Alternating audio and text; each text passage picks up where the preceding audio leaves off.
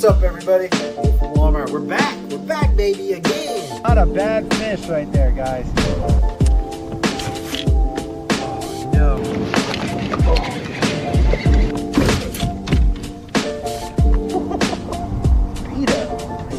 Out here catching Folsom bass right now, dude. Woo, he's a little chunker.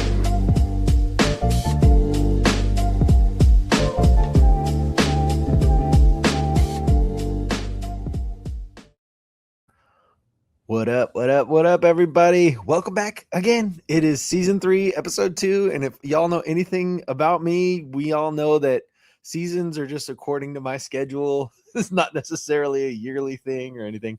But yeah, we're back again. And I'm really excited to have this guest today. First thing, a little bit of, the stuff that I have. Well, no, I don't have to do the stuff that I like to do.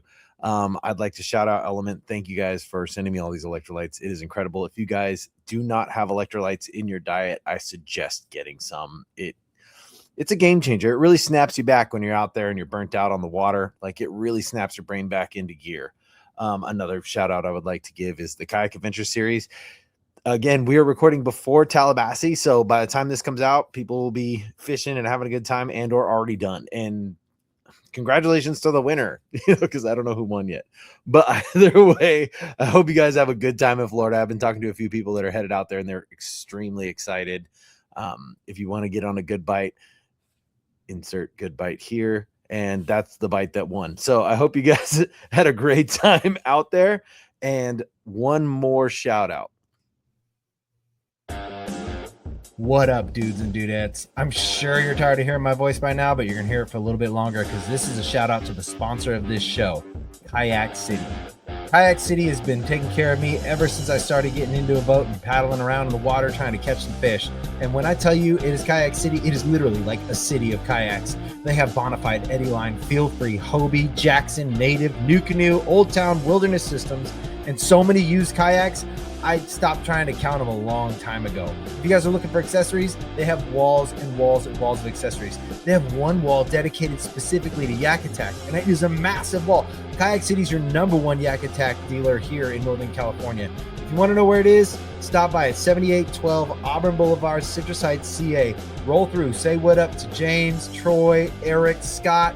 Tell them Dave says what's up and tell them I sent you there. Thanks for listening. And one more thing. If you're new and just now starting to listen to this podcast, this is the second most unprofessional fishing podcast that's not necessarily about fishing. This is The Whole Angler. I like to sit back and talk to actual anglers about their lives. Like, we can all talk about what great bait it is or what best rod it is or what's your favorite kayak or boat or et cetera, et cetera, et cetera. But that's not what this show's about. I actually want to talk to these anglers about their lives. I want to find out like their highs, their lows, and everything in between. And one of the people that I've actually got to meet in person and talk to, and he's a legit like dope dude. Like, the guy you see on the internet is the guy. He's just like that 1000% of the time. And honestly, like, he exudes positivity, and the way he handles life struggle and life situation is just really impressive to me. So without further ado, I bring to you Sir Jeff Burlingame. Oh, hello. How are you? Hello, sir. How are you doing? Greetings. Very nice to meet you. What does he say? Nanu, nanu. Do you remember Mork and Mindy? Do I remember? No, that was actually right before my time. I was born in 88. Dang it. I was like, I'm so old. I was very close to that. What was that? That was that late 70s? It was like early 80s. Yes. It was late night television for me. So yeah. More community. Could have seen some reruns on Nick at Night. Remember that back in the day? Yeah. Yes.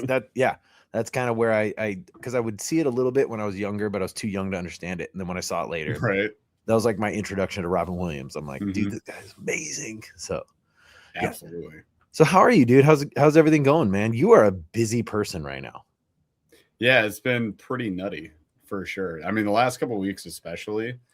Things are ramping up with us, but it's been good, man. We just launched our second channel, and that just hit like YouTube partnership level this past week. So congratulations. Got approved for that. Yeah, yes. New monetization, always good. It means we can keep fueling the lifestyle. But yeah, things have been good. Picking up some sponsors on one channel, got the second channel going. We just came back from the classic. That was pretty nuts. We filmed all day, both days that we were there. And then we put out a video on it. And I was editing it. I was trying to make it like a normal length. It's an hour and 10 minutes long. But there's so many cool people we met. And like, I wanted to put everybody in and shout out, all the cool folks we met and all the cool products we saw and all that. So it's tough to tell that story without it being an hour and 10 minutes long. But yeah, I mean, on top of that, like, Paul's super busy with his job. So, we're kind of like trying to manage how the channel runs. And then I consult on the side. So like, I'm still, as much as this is full-time for me, it's like, it's full-time plus another part-time. Like there's also consulting on the side that I do just to balance the thing out, Dude, 100%. Okay, so what exactly do you consult in so people can kind of understand that what's the side thing that you do, because you're full in fishing now. So what's the consulting for? Yeah, so I've been doing sales training since 2015. And that's essentially my own business. I'm a consultant, so I just have my own LLC, but I go and I work with like businesses and masterminds and do sales training and try to help them build sales teams and run their businesses. So for the most part, what I specialize with that is sales systems. So if they just want to make it easier for clients or customers to make a decision, like that's kind of what I do. Oh, nice. I can totally, yeah, you're right on the nose of that. Cause I've met you, we've hung out, I've talked to you. I'm like, dude, whatever this dude's doing, I want in on this. This is amazing. So yeah, appreciate it. That's awesome. You're just a born natural for this. So speaking of being born, dude, where and when I were was you born? once. Yeah. Speaking of being born, dude, you probably had that happen once, right? Yeah, I was born real young though. That's yeah. I'm staying young forever. As much as my daughter wants to call me Unc because she loves to just burn me nonstop. Yeah. That's what happens when you get a teenager, dude. I know you just had a kid, like your kids are growing up, but I have 10 and 12. My two daughters are 10 and 12. And, having two girls also is the added challenge. But yeah, she loves to keep me humble. That's what kids do when they turn teenagers. It's rough. It's tough. Yeah. My son always pokes me and he's like, "You're fat." I'm like, oh God, thanks, bud. That is so brutal. But it's like boys are very direct. They're just gonna be like, "Yo, you're fat," and you're like, "Oh, that's not a cool thing to say." Your like daughters, they will like emotionally destroy you over time. So they'll just be like, I'll say something like I'm joking with my wife. I think it's funny. My wife even gives me a little giggle. I'm like, "Hey, I'm a funny guy in the family. This is great." And then my daughter will be like, "Get a load of this guy," and and I'm like, whoa, it's like more subtle, more deep rooted.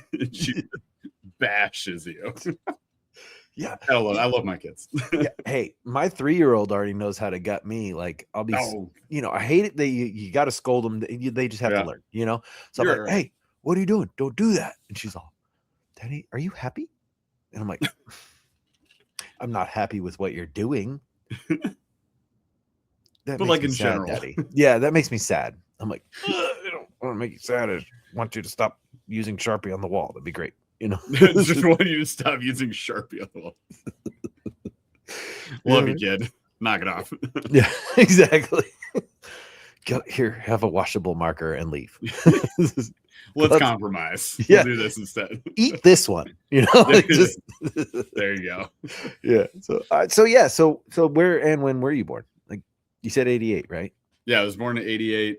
It's funny. We went to the classic. We traveled through the city of my birth, which was Cincinnati, Ohio. And I got to tell you, it's not doing so great. I didn't spend much of my waking early life there. It was like 3 months and out or something like that. I don't know. I was born. We moved around a lot. My dad worked for GM, and he worked for like Oldsmobile, then GM, and then actually like more specifically Cadillac. But like over the years, he got bounced around because they would like ship him plant to plant with his position. So like, I don't know, dude, I've moved probably 25 times in my life, somewhere around that. Yeah, bunch as a kid. And then, when I grew up, obviously, you go to college, you leave college, and like I moved around a ton after college too. But yeah, traveled the never went too far west, but it was like Michigan, Ohio, Florida, back to Ohio, back to Michigan, and then a few spots in Michigan, just kind of bouncing around. That I would consider that just pretty much east. Pretty much, Yeah. right? Yeah, like I've been Eastern time zone my whole life. Dude. Okay, so I moving around a lot as a kid. I have a couple friends who have done that, and they said it was like you really had to either become a chameleon and like fit in, or you had to be a personality who stood out. Like you created a lane for yourself, and either people got in line or you're just whatever, you're just solo. Did you grow up with siblings and stuff, or was it just you, or how'd that work? I have a sister and a stepbrother. So that was really it. So my parents got divorced when I was 9. And then, so I don't know, I'm 38 now. My stepbrother's my brother. Like it's just been in my life, my whole life. Yeah. And then, my sister, who is 4 years younger than me, my stepbrother's like 3 years younger than me. So relatively close-ish, but also like that puts you on the outside of high school. Like I was a senior, they're coming in as a freshman. It's very different, right? Like, so naturally don't get along the same way. But siblings will be siblings. That's kind of how it goes. Yeah. I'd say we have like an okay relationship, but I've never been like super close with them. Yeah. I mean, yeah. Do what you can. Especially when they live further away. So you get the amount of time that you get to spend. I know a lot of families, they might have like a nucleus. There's like a big group of the family members that are relatively close and spend weekends and stuff all the time. I get to see my family like once a quarter, basically, for the siblings. And then like the parents, because I have kids, they'll come and see the kids. But I get to see them, maybe once a month or something like that at best. Yeah. Well, you got the lure. Like, grandparents want to be grandparents. When you have kids, that's how you bring your parents back. You're like, hey, what if? And then it's free babysitting. It's like, what if you came and just took the kids for a while and then we disappeared? How would that sound? Yes. And they're always like, sure, fine. Oh, perfect. And then you come back, they're all juked out on sugar and soda, and you're just like, awesome. Yeah. So that's what you pay. That's like, it's not a monetary value. You're not paying a babysitter, but you pay in terms of the suffering you have afterwards when your kids are hyped up. Yes. I'd say worth it. Equal trade. 100%. Yeah, 100%. Because sugar wears off. No, the only reason I was saying that way, because another thing that my traveling friends have said many times is they got really close with their siblings because that was like their clique. So were you like the chameleon, or were you like the, hey dude, I'm here, like you can either get on the ride or just keep on walking? Yeah, I don't know, man. I think through like middle school, high school, I definitely didn't. Maybe more chameleon. I guess I could go with that. But I don't know. I just kind of did my own thing. I didn't really care to like try to be popular or try to like fit in with other kids. I skateboarded, I BMX'd. So I just kind of wanted to do that. And whoever else was doing that, if they were cool, like I'd hang out with them. And then we'd go do that. And that was great. So I don't know, more of a tight-knit group of friends versus trying to click. I don't feel like I belonged in a clique at all in any group. So like middle school or high school, I just kind of did my own thing and got along with everybody as long as they were a reasonable human being. Got it. Yeah. That's cool. I was just curious. It's just I would say I never went anywhere. I grew up in one place and like stayed there for 20 years. You put down roots and you really get to know everybody. And I mean, at this point, like Paul's my longest standing friend just because we still live relatively close to each other, but that was college, right? So we met in college at Michigan State University. And like before, you can have friends on and off from high school, but it's like hard to hang on to friends from high school unless you all stay local. And I'm nowhere near where my high school is at this point. It's about an hour and 45 minutes away, something like that. So, it's not, or 2 hours, maybe. Yeah, it's on the east side, outside of Detroit. But it's just, you're not in that geographical area. And a lot of those people move away. And it's, long distance. So friends come and go sometimes. I've been I've been trying to figure that out because I have like a couple friends left from high school, but that's about Yeah. it. Like, and then every time I go home, the people that have stayed there, they're all still together. Right. And I would say it's like I show up and it's like we never missed a beat, but I show up and we're on two different planes. So I'm like, okay, cool. Right. Love you guys, you know? Yeah. It's just different times in your life. There's nothing wrong with that. And I don't know. It's something that I think everybody has to grow to accept at some point in time. Like these friends may not be your friends forever. Not that that means like, oh, I hate those people now. It doesn't mean that at all. It just means, you know, we're in different places in our lives, geographically, emotionally, you know, like that's just kind of how life is. And that's fine. I've grown to accept it. I had a lot of great friends in high school. Don't get to hang out with them anymore. And that's okay. Right. Because I've got other great friends now. And then what we do, like in this industry, what's really cool is we just get to meet up with new friends all the time. And even though we don't live in the same state, we're meeting up at like the Classic, at ICAST, at Kayak Adventure Series. And like you just said a second ago, it feels with those folks like we never missed a beat. Like we just drop in and it's like, hey man, how's it going again? And we just get to hang out and we go fish and we have fun. So yeah, I think that's one of the really cool parts of what we do is you're constantly engaging with people, but in a real way, not in the corporate way. You know, like I've worked for a lot of bigger companies, or even when I consulted with them, like you get to know those folks, but it's very much like coworker relationships, and it's surface level at best. Sometimes you get a little peel back a few layers and you're like, oh, I get to know who this person is a little bit more, but you never get that close. And I feel like with what we do, we go out and we fish for 14 hours with somebody. I go to British Columbia with a bunch of guys that I've never met before. I spend a whole week with them in the wilderness where there is no signal. And you go out and you fish 14 hours a day. You come back and collapse from being so damn tired, from just ripping lips from the bottom of the ocean all day. And like, you're gonna develop bonds there and have stronger relationships. And you know, you're that tired at night, like you're all going to start talking about more and more things too. Or it'd be like Paul and I, and you take a gummy and you just like laugh for 4 hours and then you go to sleep. Yeah. But I mean, that does wonders, by the way, for your back after 14 hours on a Vibe Makana. Oh, I bet. Sheer perfection. Yes. Everybody wakes up in the morning. You're all, hey, how's it going? I'm like, I feel great. Let's do 14 more hours now. And then we just get back out there. See you on the water. It was like a race every day in BC. That was nuts. Everybody would just be like, oh, I gotta go, and just strap it on your stuff.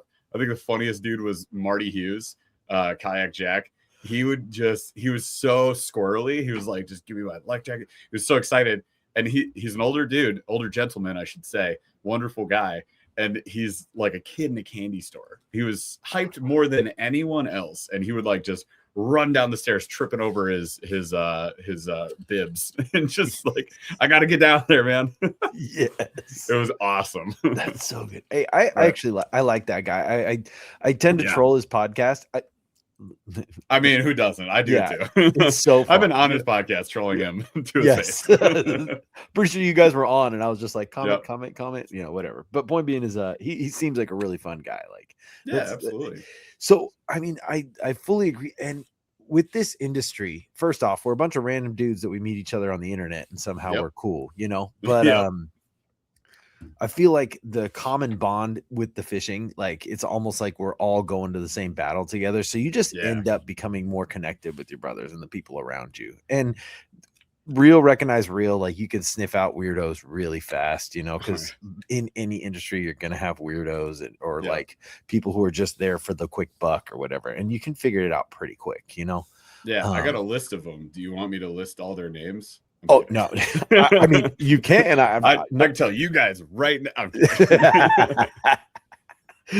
Next thing you know, just canceled. Let me just ruin your podcast real quick and burn all these bridges for both of us. I know, right? It's all good. I mean, I'm pretty good at burning bridges. No. Like a pro, dude. You know, whatever. So let's get into this. Did you start fishing in high school? And that was like part of like the biking, skateboarding thing. So you weren't even into like the outdoors fishing wise stuff, right? I didn't cast a rod from age 13 to 25. pretty much. Or no, it would have been like 26, 27. It was when I moved back to Michigan after having my first kid. So yeah, my dad fished a lot when I was growing up. He was huge into it. Him and my grandpa used to fly up north and do like fly-ins into Canada and go to, you know, these reservation lakes that nobody else can get to. No fishing pressure whatsoever. They're catching giant pike, having a blast. By the way, Dad, I never got to go on that trip. Now it's no longer in existence. That I can't go back there. I would tell him, I'd be like, dude, one day we're gonna go back there. And then like a couple of years ago, he's like, hey, just so you know, that place no longer exists. I was like, so I'm gonna find another one though. There's plenty of other places you can fly. I'm gonna do that one day. Then just take a picture from there and be like, look where I'm at. Yeah, exactly. I'd be like, I did it, and without you, deal with that. You're not invited. and you get, that's what it would be. And you can't, I'm taking Paul and you can't come.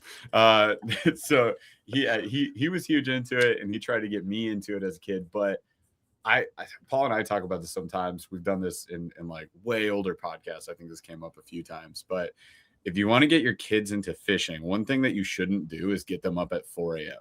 and like just have it. So maybe some kids are cool with that, right? I was not. I was like 4 a.m. He'd drag me out of bed, throw me in the car, basically, have to go to the ramp, listen to him swear to other people as he's backing his boat down the ramp, because it's always a hassle because we're like in the city and there's like 20 other boats also launching at 5:30 a.m. We get in. It's a multi-species boat, not a bass boat. Not that makes too much of a difference. It's still comfortable, but like get out there, and we're fishing the Great Lakes usually. So we're on Lake Huron a lot. So we go out to Lake Huron and we're fishing for perch with crawler harnesses. And it's just like the most boring way to fish. And even if we plugged like, which we would, like 30 perch, bringing them in, it's like, it's cool. And like they're big lake perch. They're big. It just got boring though, because they'll just throw a worm on a hook and just drag a harness. And it just wasn't fun fishing, right? It wasn't casting and setting the hook. You're just like, the rod would just go off and you pull them in. Like trolling, you can catch giant fish trolling. Nothing, no knocks against people who troll at all. It's like the best method for a lot of fish. I just don't have any fun doing it whatsoever. The most fun part is only if you go on the big fish trolling adventures. You're like out in the deep sea. So you go offshore, or if you're trolling for big muskie on Lake St. Clair, like the coolest part is just reeling the fish in. But you don't get to do any of the other things. You just kind of sit there, and then they're like, rod went off, go get it. And if you're having like a banger day and there's 400 fish biting, cool, man. But it's just not my preferred methodology of fishing at all, because I like to be more active with it. So I would say that kind of like put a bad taste in my mouth. And I was like, I got a tackle box. I got a couple rods, reels, blah, blah, blah. I don't really care though. And then I just stopped, just didn't do it for the longest time until I had my first kid. I was living in Virginia, and we moved back to Michigan to be closer to family so we could have help from the parents. I was 12 hours from everybody we knew. So we wanted to move back. So we got back, got much closer to everybody. I went to moved to Grand Rapids, Michigan for a while. And when I got there, I think within a couple, it's probably one or 2 years after I got there, we moved into our first house, and there was a lake by the house, and it was not a big lake. Maybe I live on a 76-acre lake right now. That one was probably 40. So it was a teeny tiny little lake. You could call it a pond. It was about a mile around it, but just not a big lake. But I would go down there with the combo I got when I was 12, a Gander Mountain spinning combo special. It was awesome. RIP Gander Mountain. And I would just go bank fish, not knowing what I was doing. And around that time, Paul had gotten the Old Town Predator MX, and we were still friends from college. I always kept up with him, even when I was in Virginia and he was out in Minnesota. Like we'd keep up, and he had just got back to Michigan within the past couple of years too. And I was like, hey, I have this lake. You have a cool kayak. I want to do some kayak fishing. And I didn't have a kayak. He was like, well, just go on Facebook Marketplace and find one. So I went on Marketplace and I found a mainstream sit inside red, white, and blue 12-foot kayak. And I was like, cool, $100. So my first kayak was $100, and it came with the worst paddle ever. But I was like, cool, let's do this. So I went and got that. got a PFD, that the Onyx like fisherman one, which used to be like $70, is now like $120 for some reason, which is wild. But anyway, so I got that, and I had my all I had was the tackle I got when I was a kid. So I was like, this is what I got. What do I use? And we just rigged up. We went simple. We just did worms, and we caught I don't know, like 30 bluegill, and then we kept them on a stringer. Went back, filleted them up on my truck bed, and I fried them up and I ate them, and it was great. And I was like, this is it. This is what I want to do. This is the fun hobby I've been looking for, because all I'd been was work, like nothing else. I worked in gyms. So I would go to the gym to work out at like 5:30 a.m., start work at 7:30 a.m., work until 10 p.m., go home, go to sleep, come back and do that again. And it was extremely stressful, and I had no time for hobbies. But now I think I was changing my job. My career is up a little bit, getting some flexibility. I was like, this is what I'm doing every weekend, no matter what. And I did. I just tried to get out there as much as I could. And that was it. It was awesome. That's rad. Oh, we missed a window though. We're gonna kind of jump around because I'm an AD squirrel. ADHD. Yeah. I got a bunch of them. Anyway, so you said something. You had your first kid, so you found fishing. But what? I mean, we went to college, and dude, you played rugby. Like, you're a rugby player. First off, you're super gnarly. Like, I swear to God, you have tattoos that you're just hiding somewhere. Like, you're like one of those gnarly dudes. Yeah, I figured. But like, I've looked up rugby many a times. It's not something that I can find on my TV on a regular basis.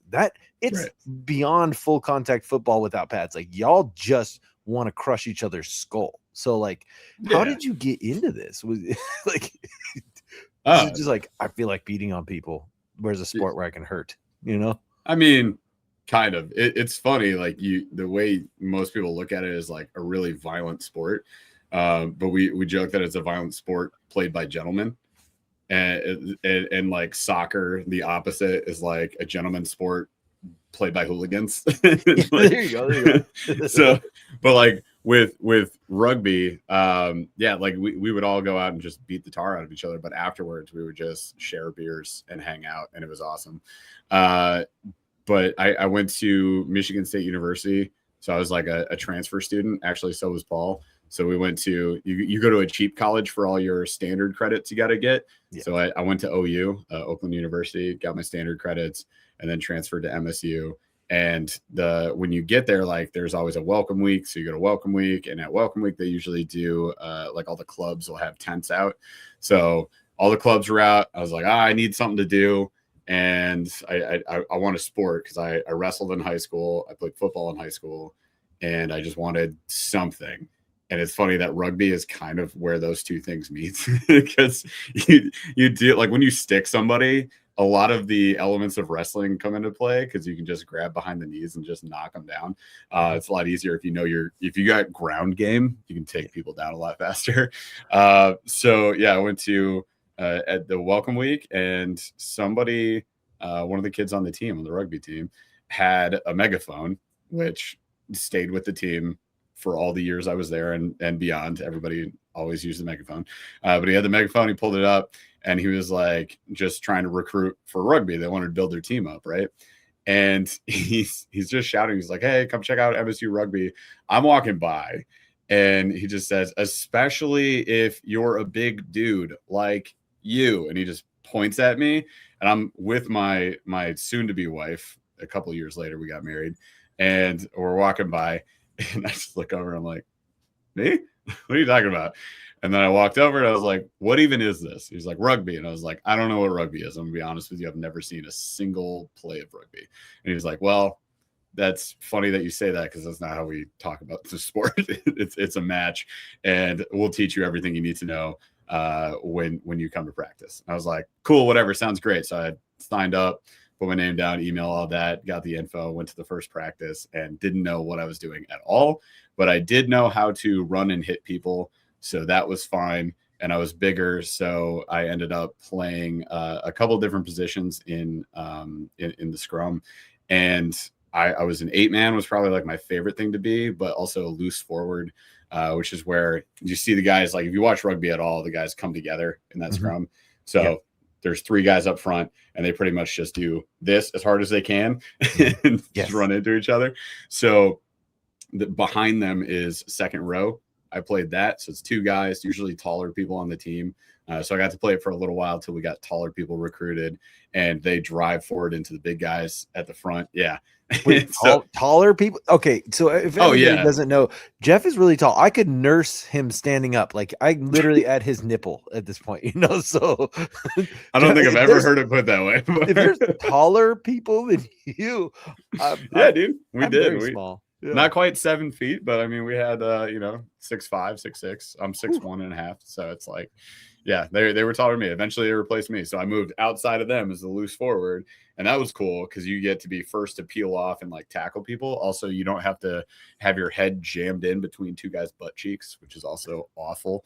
Yes. And then behind them is the 8-man who usually like gets the ball out of the scrum, which is always fun as well. So yeah, I was part of that pack. And Paul was usually outside, and he's, one of the guys where they would get the lateral passes and run down the field.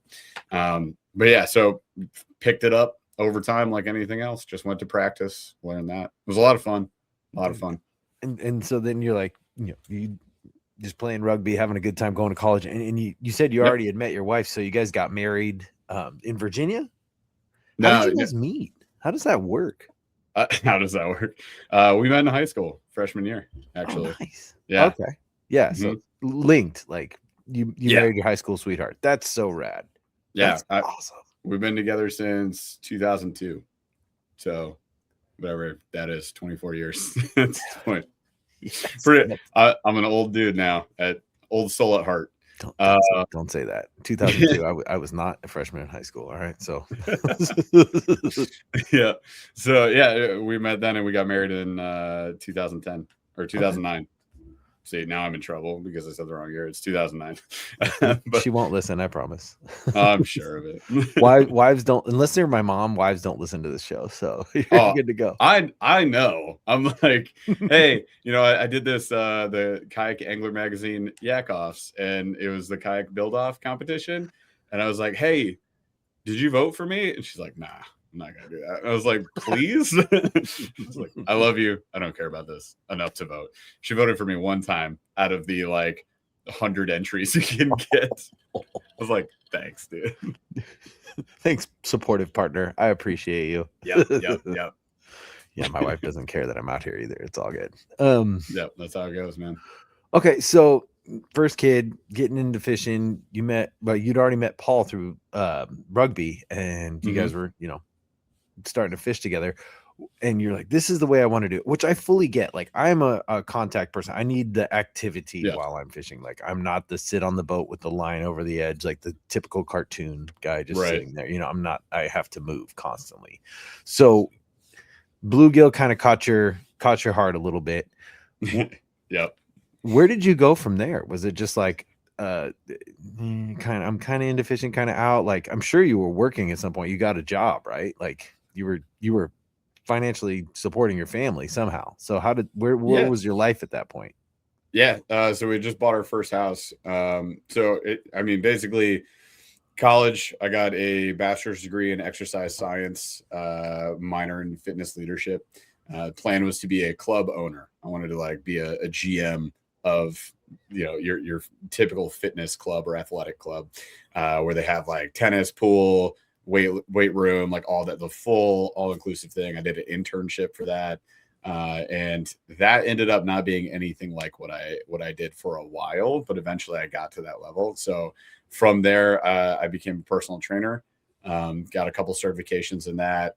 And I personal trained for a couple of years, and then I moved on to managing personal training teams, which is where the sales part came in. So I had to learn how to sell personal training packages. Performed really well with that.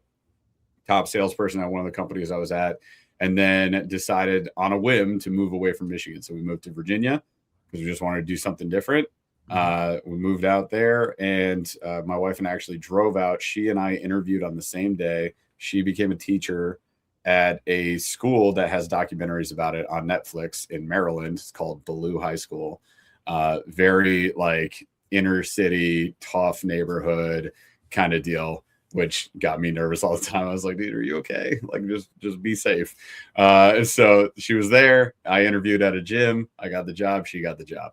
So we moved out to Virginia. It was crazy. We road trip there, did the interview, came back. we got the job. So we moved out there. I went into managing personal training departments of multiple gyms, did really good at that. Then, we had our first kid. She wanted to stop teaching at the school. I was like, let's go home. So we go home, move back to Michigan. And I'm raising my kid there. I took a job managing 14 gyms, personal training departments for, I think almost 2 years in Michigan. And then this was a very interesting time of my life. During that time, I met a guy who wanted to open a CrossFit gym. And then I got my CrossFit level 1 certificate and I was like, I'll run it. So I ran it inside of one of their clubs.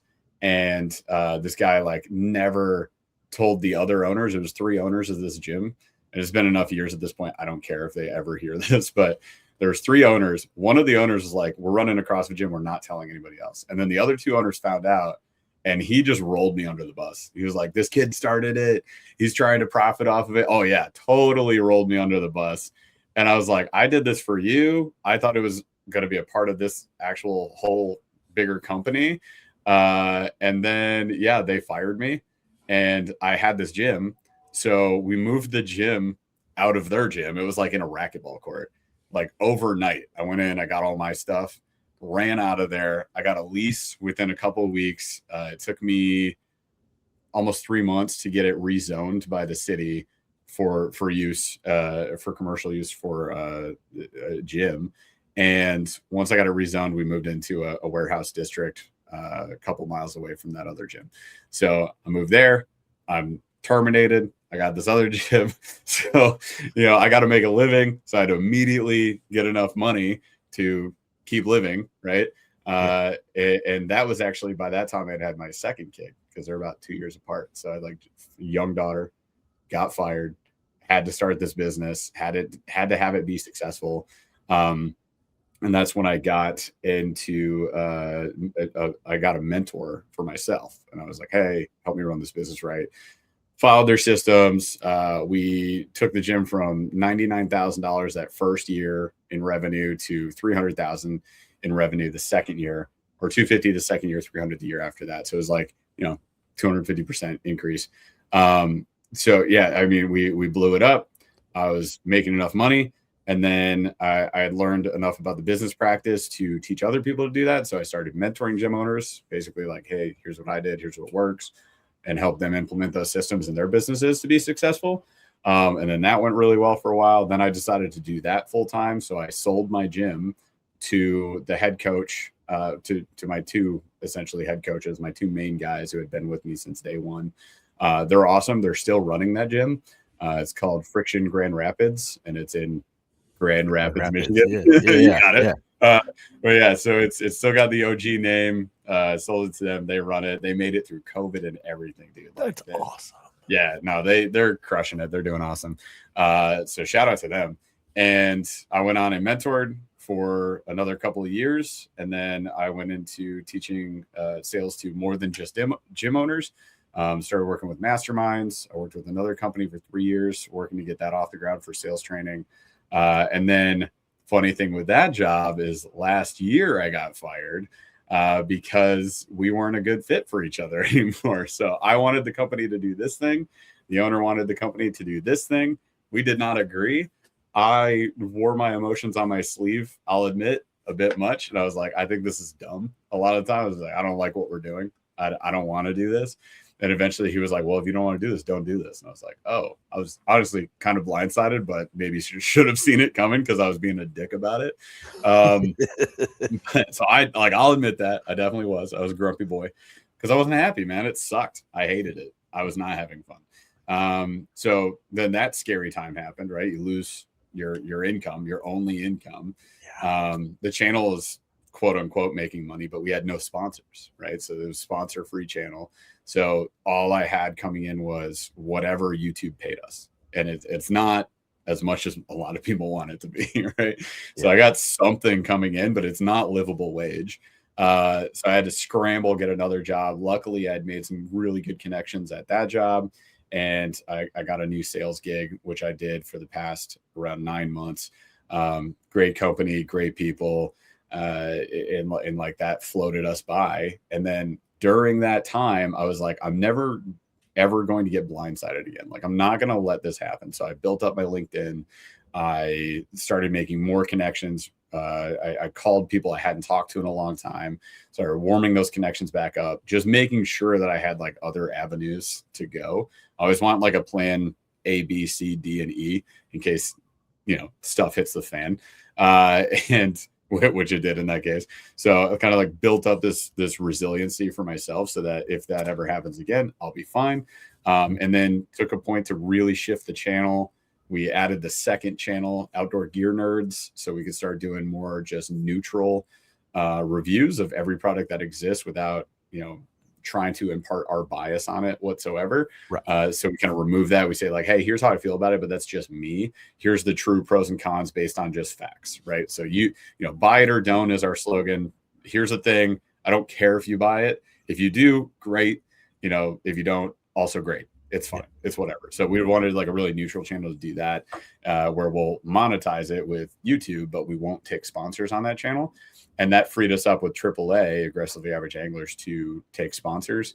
So that, again, I have this resiliency, this redundancy. I can, live my life safely. Like, we're not making millions of dollars here, people, but like we're supporting ourselves, supporting our families. And like, that is all that really matters right now.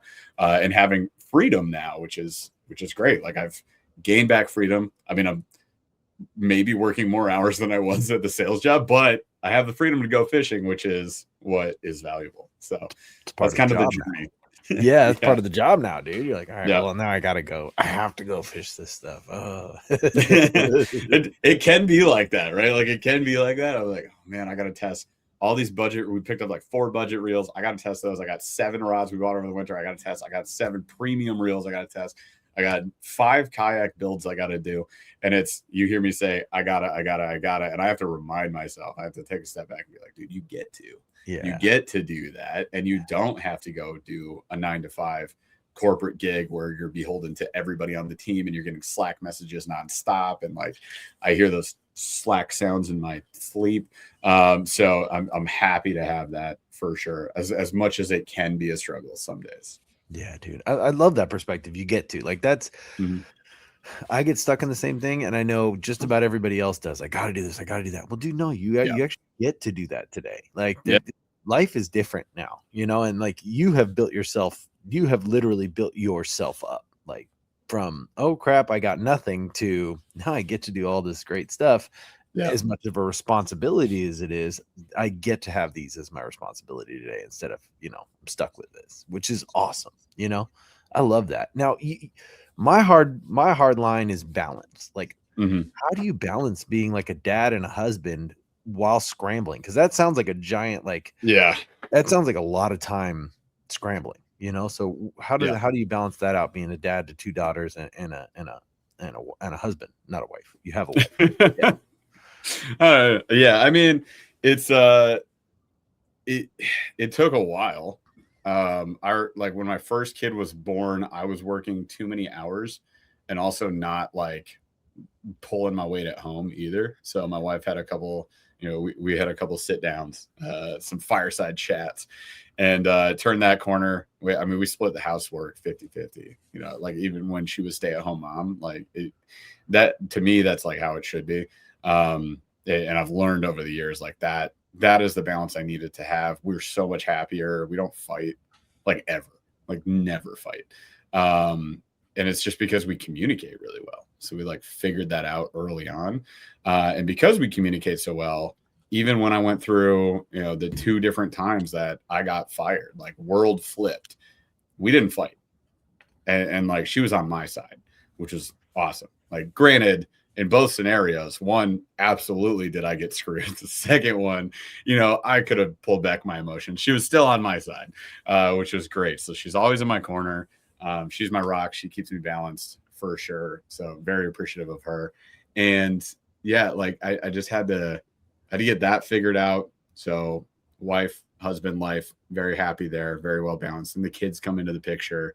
And I'm lucky where we're at with the channel right now, with like being aggressive with growth and adding a second channel and all that.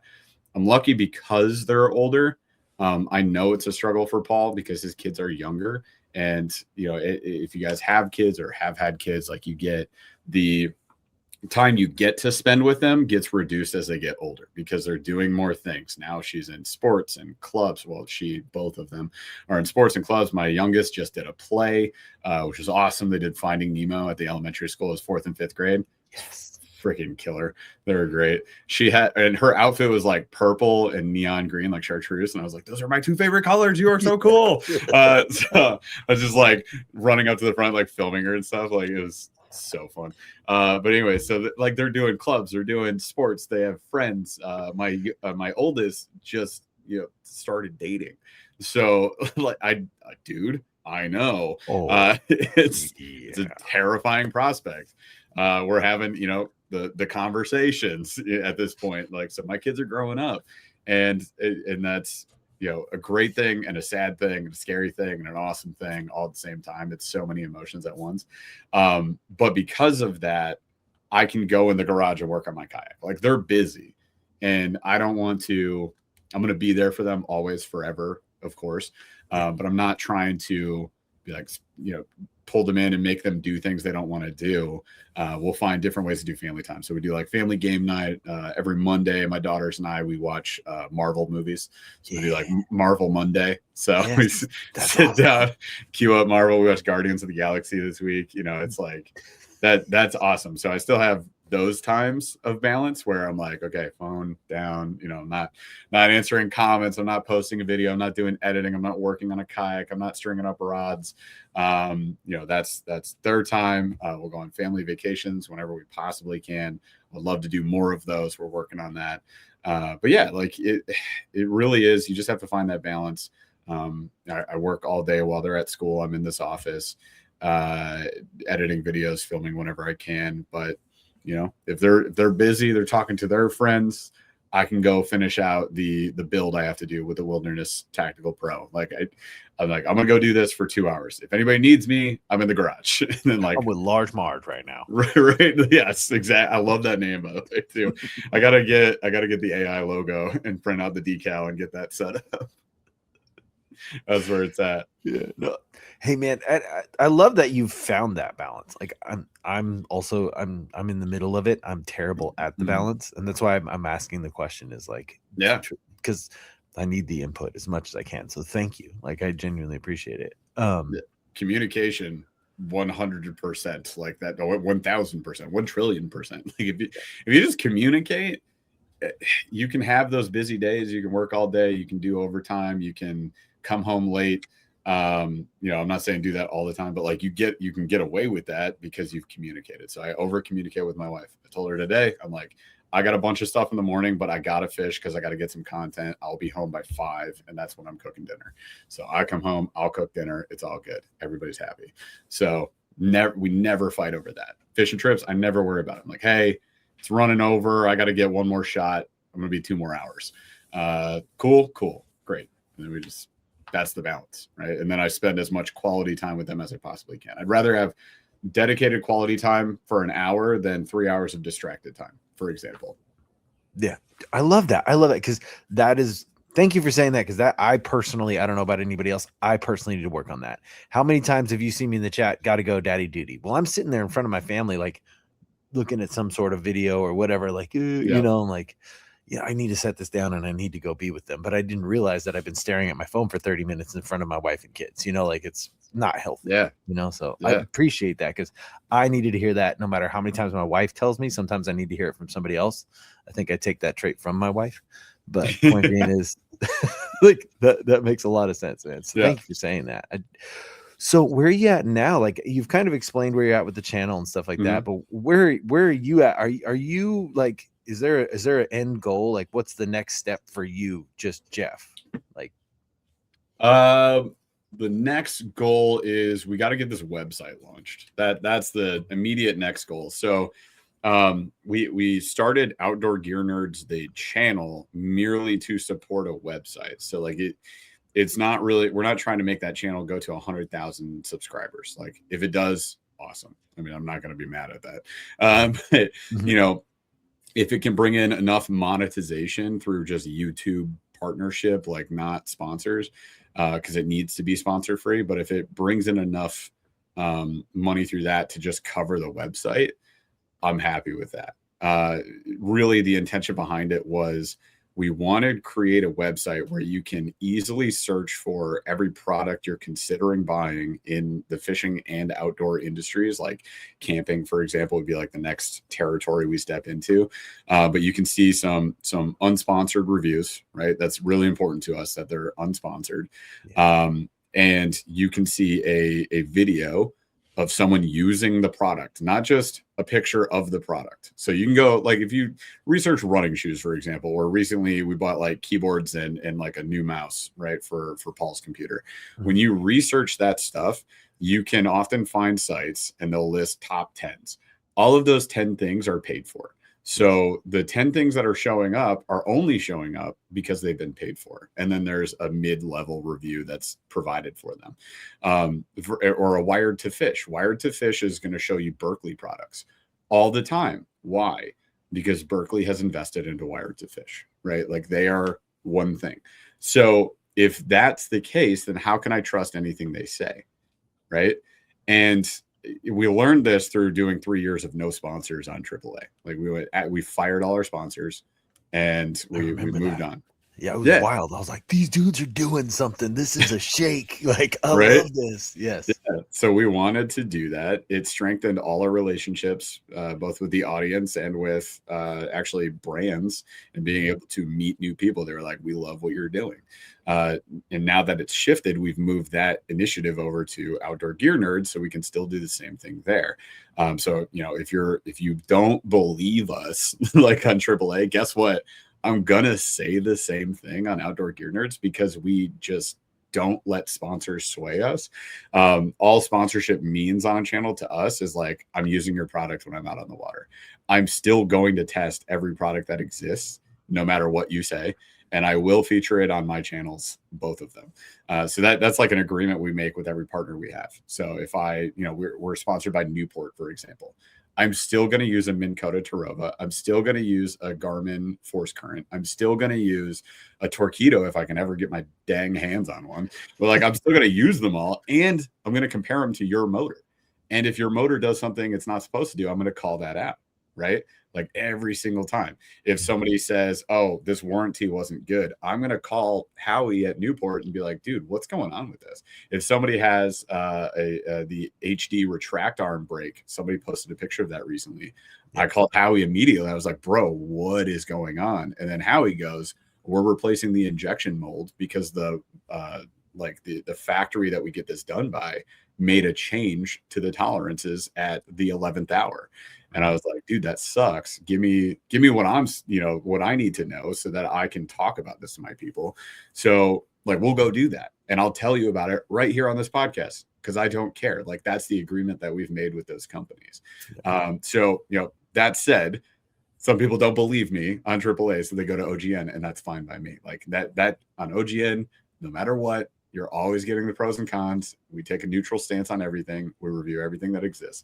But this website, the idea is just to be what Wired to Fish like started as, but a more easy to search website for any product you're looking for, as long as we have reviewed it. So it's not going to include everything right away. It's going to take a decade to do that. But we're working on it. I have like 200 reviews in there right now.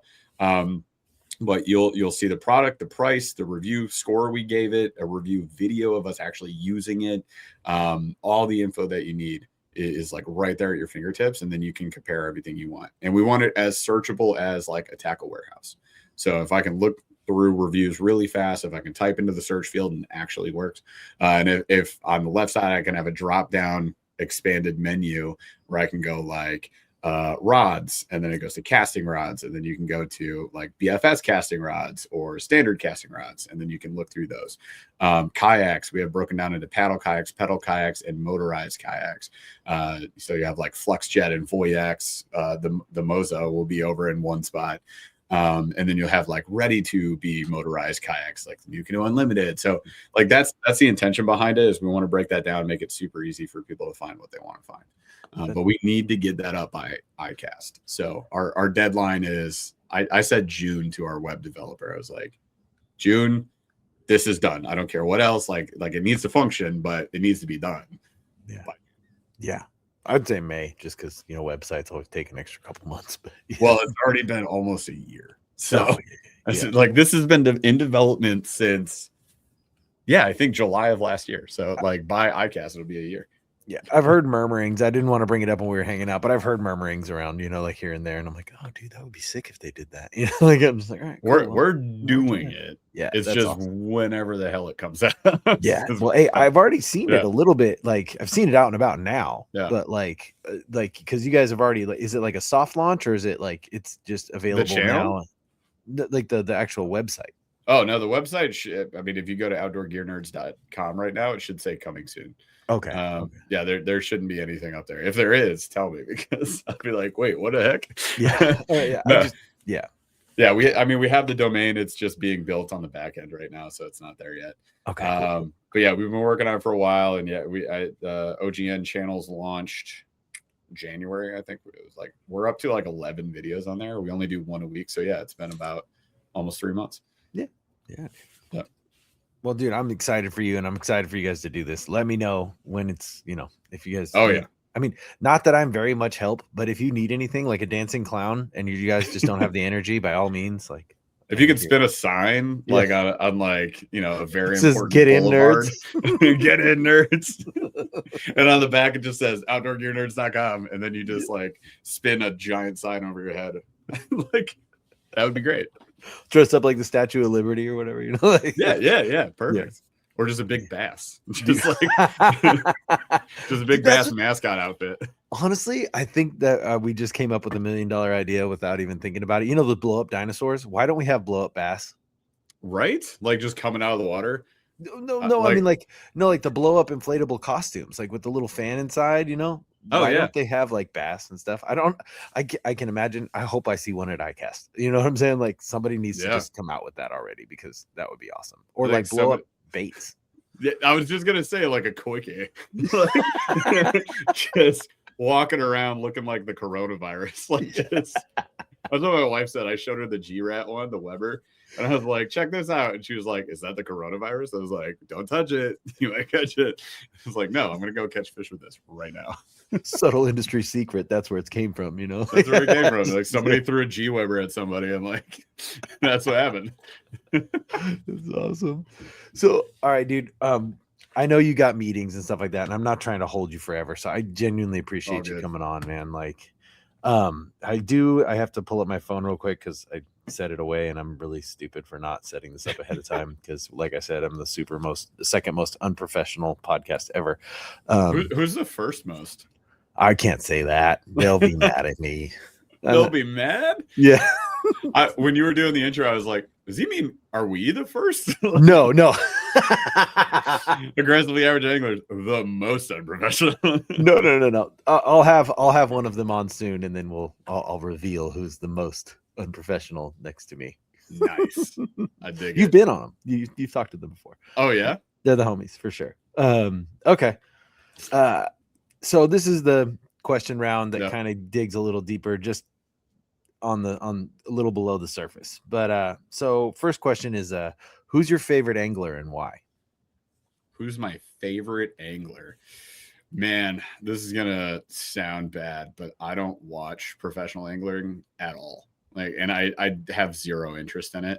I've also met a lot of those people in person at the Classic or at ICAST, which we've been going to for the past like 5 years. And it's not, do not take it the wrong way. Anybody listening to this, it's not meant as any level of disrespect or saying that what they do isn't awesome or that they're not really skilled and very good at what they do.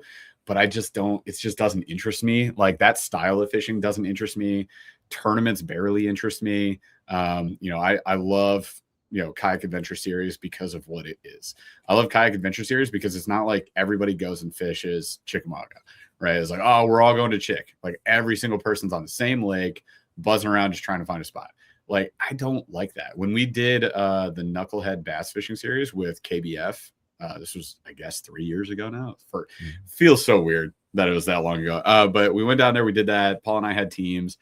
The most fun part about it was just the community aspect. The actual tournament fishing part of it was not that fun. And then, not to mention, Gunnersville is freaking huge. And the accessible bodies of water, the two bodies of water you could fish, were the main two big lakes there. It was Gunnersville and then whatever the other one is right by them. But that was it. And like, so your variety was your boat launch, whatever launch you picked. Whereas with KAS, like I can go to any section of the river as long as it's in play. So if the river's in play, if the lake's in play, and there's like dozens of bodies of water in play, so you can go exploring or on an adventure. Get it, you guys? But you go on your adventure. And I think that is fun. I don't take the tournament side seriously at all. But if I had to pick like an angler in particular, I guess I would pick, I really like Greg Blanchard.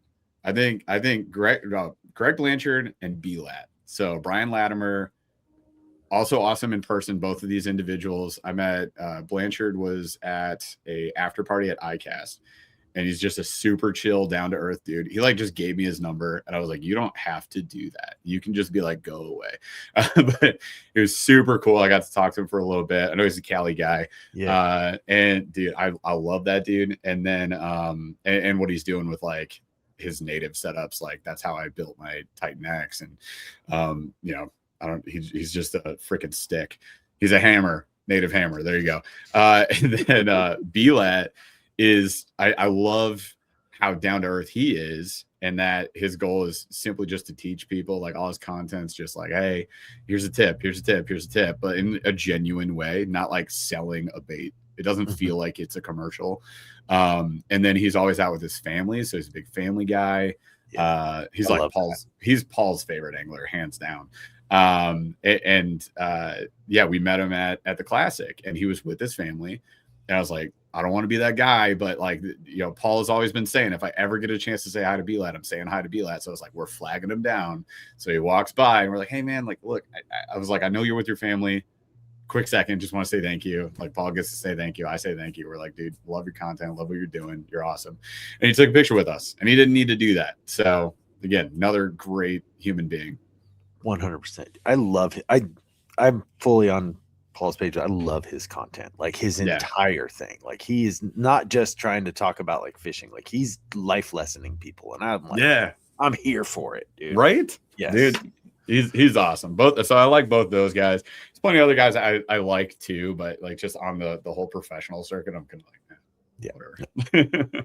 And I can tell you, I mean, I know you only met him for a minute, but I've talked to him quite a few times now, and from personal experience, like Blanchard is one solid human. Like he's a really dope guy. Just the mellowness aside, like his genuine conversation, he's with you. He's not like one of those guys that's just kind of like side earing you while you're talking to him, like looking at, like he's into, like he's very genuine, and I love it. So that's a good call out. I know you've gotten a chance to talk to him as well. It's like that's exactly how it felt when we were hanging out at that after party. He was like looking at me and like talking to me. And I was like, this is weird, right? Like this guy's pretty big. Like he's got a lot of stuff going on. It was wild. But I do need to say, because those are two dudes and I feel bad, I gotta throw a lady in the mix, and that's Christine Fisher all day long. From the kayak days for sure. She does the big boat days now too, but she does both. And I think she makes some sick rigs, and she's freaking hardcore. Did you see her hit her freaking head at a boat ramp? So that's my interaction with Christine Fisher, is I always send her weird DMs like, this was a missed opportunity where you could say, thanks to my Yeti hat for holding my head together. And she liked the message, but by all means, like I'm just saying, like, I've never met her, but I mean, I'm genuinely myself, no matter what. Like, whether it's talking out of my neck or like genuinely interested in people. But like, she seems like a super cool person. Like, I'm not gonna lie, she is. I've never met her in person, but she seems really down to earth. So yeah, we had her on our podcast way back in the day. It was like super early on, so we were nothing. And she came on the podcast. It was a great episode. She was awesome. She was just hanging out on a couch at an Airbnb in the middle of a fishing trip, like exhausted from a full day of fishing. And she like just gave it everything on the podcast. So she was super cool. And then every time we see her, she's still like, "Oh, hey guys." Like that's awesome. So that is cool. Yeah, that is dope. That's dope. Yeah. I like genuine human beings. Like they're great. Same. I mean, people are cool. I like individuals, you know, right. When it comes to a big group, I'll just focus on a couple individuals, basically the arm's reach people, because it gets to be too much stimulation. And then I end up, if it's not a genuine conversation, I move on very quickly, you know, like, right. You know, like you just inch to this. You're like Homer Simpson into the bushes. Into the bushes, yes. Yeah, all the time. Disappear. I'll just see myself out. Yeah. No, and dude, honestly, and I loved spending time with you guys when you were down here. Like, thanks for coming out, dude. Like, that was it was a really good time. Like, actually getting to meet you guys. You guys are fucking stellar, or you guys are awesome. You know what I'm saying? Like, I can swear, it's my show. Appreciate it. Everybody can swear on here. I swear like a sailor. We all know it. I'm so used to not swearing on our podcast, and like Paul will do it sometimes. I'm like, dude, dad swear mode. Come on. Like, we got kids that watch this show.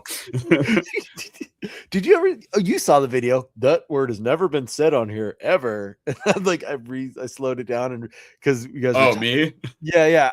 I'll send you the video again. It's super funny. Like, you and Paul were talking about something, and it was super funny. But it's not a swear word. It was one of those things of just the innuendos were there, and it was hilarious, and I had to make it. They definitely were. It was I don't remember what it was. Yeah, I can't remember either, but you guys had me cracking up. Something. I think it was the Railblazer, right? Railblazer. I was saying Railblazer, and then Paul goes, "Don't use the hard R," and I was like, "Dude, what are you talking about?" Like, I didn't notice that I was saying Railblazer, but then he made it so much worse, and I was like, "I definitely didn't say that." I said Railblazer, my bad. So it's Railblazer. Whatever. And then you were like, "I could prove you said that," and you sent me the slow-mo clip. I was like, "Fine, I'll eat my words. I said it. Whatever." It's just because the way he brought it up, like, you don't say it with the hard R, and then you were like, "Oh, no, we don't." You never. And I was just like, there's only one thing that refers to it. I was like, "Dude, what do you?" I would never say that ever. Yeah. Like, what are we talking about? Exactly. Just so weird how he accosted me about it. He could have been like, "It's not Railblazer, it's Railblazer." And he was like, "Don't use the hard R." And I was like, "What the frick?" Dude. Okay. What a strange way to bring that up.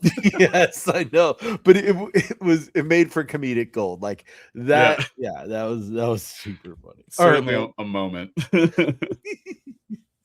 All right, so one more thing. We totally missed this. You guys are the voice of Kayak Adventure Series now. We are a voice of Kayak Adventure Series. Yeah, so we split it up a little bit. We've been working with Drew for a long time. Always connected, always friends. And then last 2 years did the 2 of the Kayak Adventure Series trips. And then this year we were like, "Dude, can we like help you with your podcast? Because like you're doing the podcast, you're doing the lives. We just want to get more eyeballs on it. What if we also work with you? And then we can like add more channels that it streams to, etc." And he was like, "Yeah, let's figure something out." So there's like nothing really official. There's no ink on paper with anything. We just said, "Hey, let's do the KAS AAA show." And we're doing that. So we're on episode 4, I think is next week. But just every other week we do kind of a different segment of our show where we focus on people that want to get into or try tournament fishing if they've never done it before. So it's like, "Hey, I've never done a tournament before. What do I need to know? What do I need to do?" Or even if you've done a couple tournaments, but you just want to get better at it, or even if you just want to catch bigger fish in a shorter amount of time, because that's like what tournament anglers do. They are more efficient than you or I. So what can we learn from tournament anglers? We get a guest, we bring them on. Sometimes they're tournament anglers / brand people. Like we had Dan Miguel on the podcast. Dude wins. You know, he has one of the biggest bags ever on the St. Lawrence, for example. So he wins massive tournaments. He wins money for that, and he has a brand called Great Lakes Finesse. So we got kind of the business side as well as the tournament side on that episode.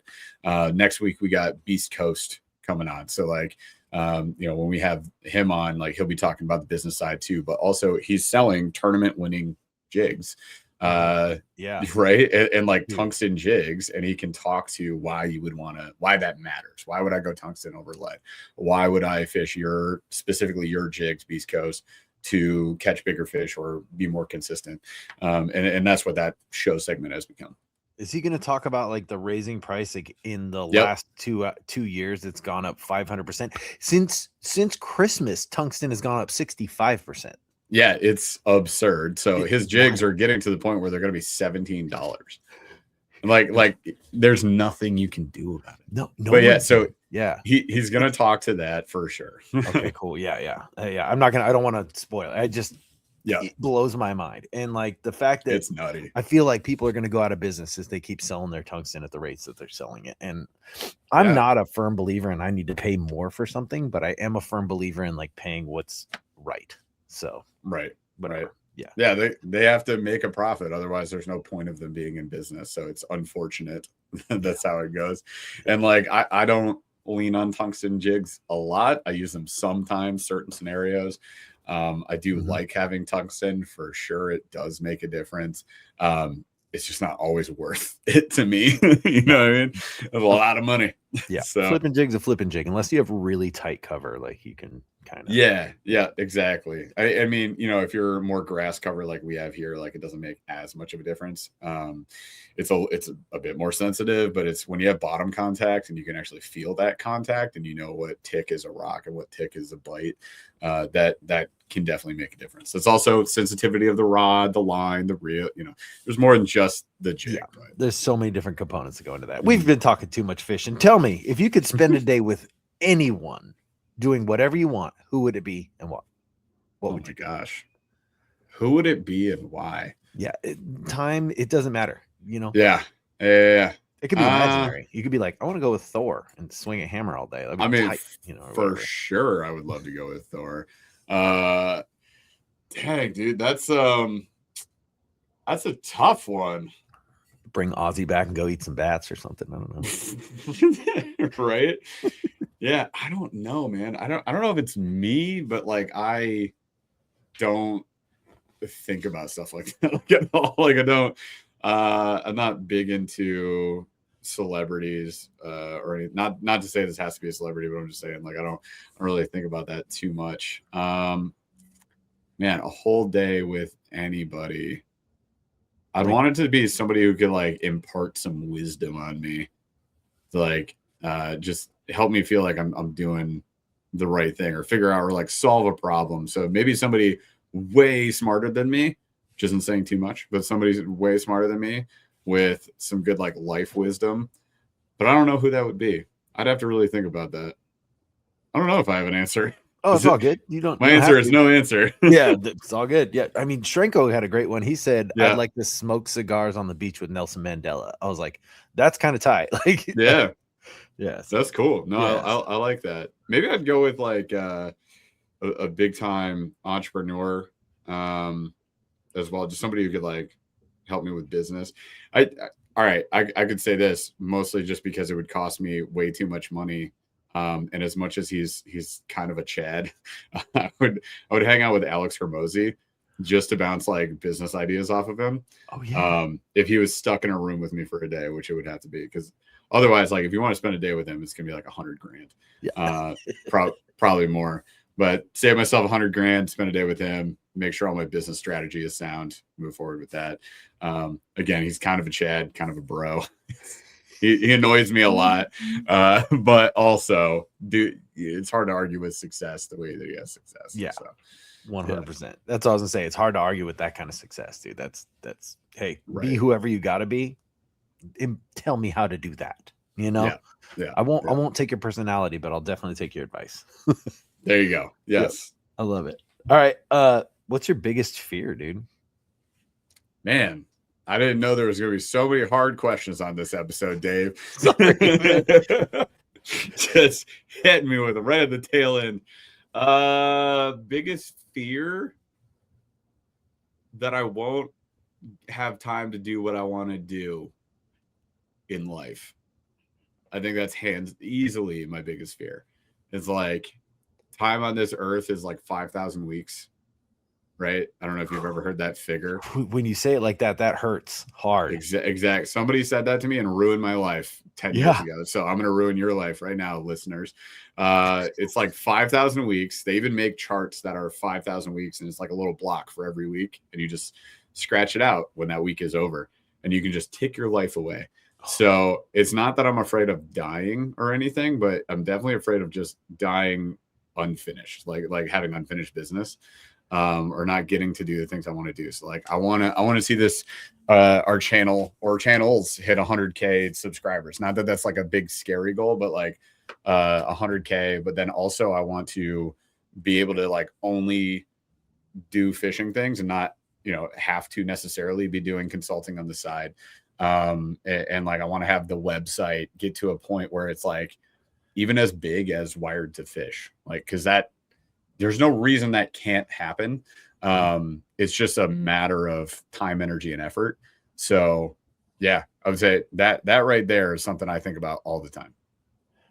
Dude, I love it. It's solid. All right. Think about your defects of character. Like we all got them. Excuse me. Yeah. Sorry. We all got defects of character. What is one of the defects of character that you have that you could turn into an asset of character? Like a character defect that can become a character asset. Yeah. Paul and I have the same defect. We don't like to be wrong. It's like it's to the point so much that we fight all the time. I don't fight with my wife. I fight with my work wife. Yes. Yes. Yeah.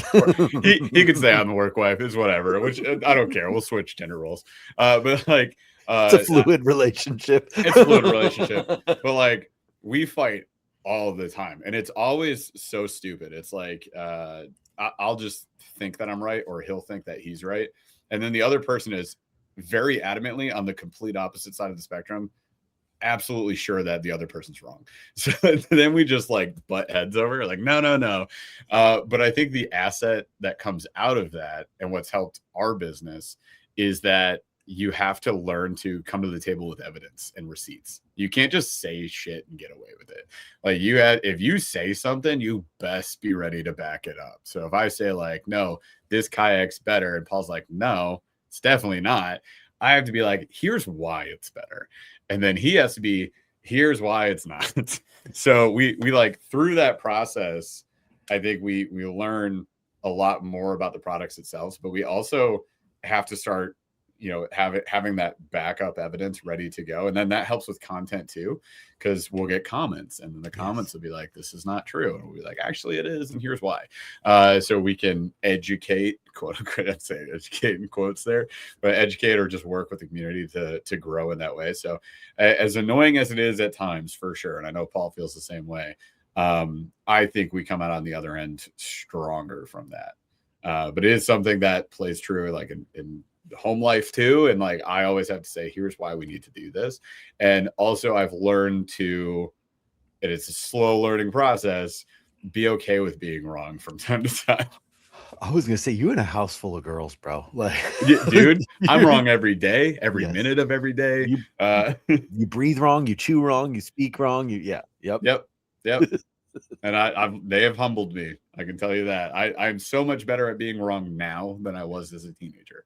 It was impossible for me to be wrong as a teenager, as is true with most teenagers. So. No, I love it though, because yes, like you said, like that turns into an asset, because now you have to have also, you do more research on the concept. Yeah. Have you ever hit a situation where all of a sudden you realize that you're wrong, like you and Paul are having a debate and you're wrong and you don't know where to go from there? I would just be like, well, it's better. This kayak's better for people with brown hair.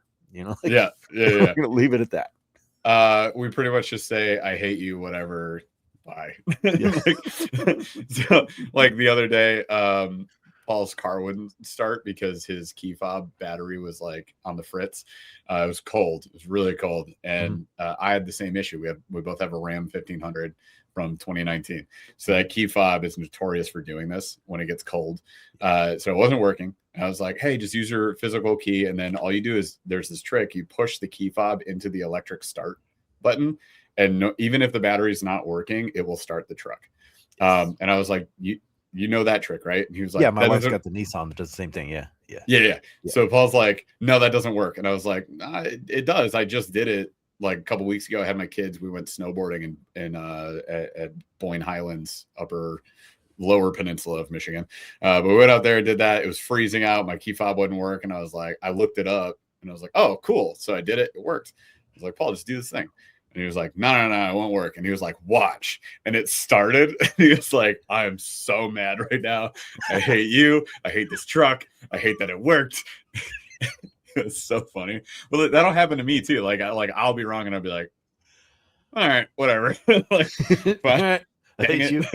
Yeah, exactly. It's just like, dang it. I'm so mad that you're right. Like that's what happens. I'm so mad that you're right. It is what it is. That's how we get humbled, and then we just have to confront it and however we can. I feel like you eat that with success. Like that's like a winning mentality. Is like, I'm wrong and I don't like it. Moving on. Yeah. Like that's cool. Like yeah, I don't have to like it. I'm still wrong whether I like it or not.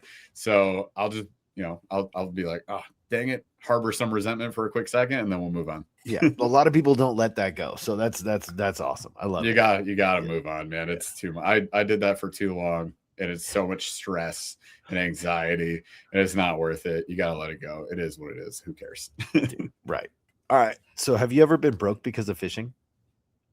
Have I ever been financially broke because of fishing? Yeah, broke because of fishing. Like it's either tacos or Senkos. Like, what am I going to do today?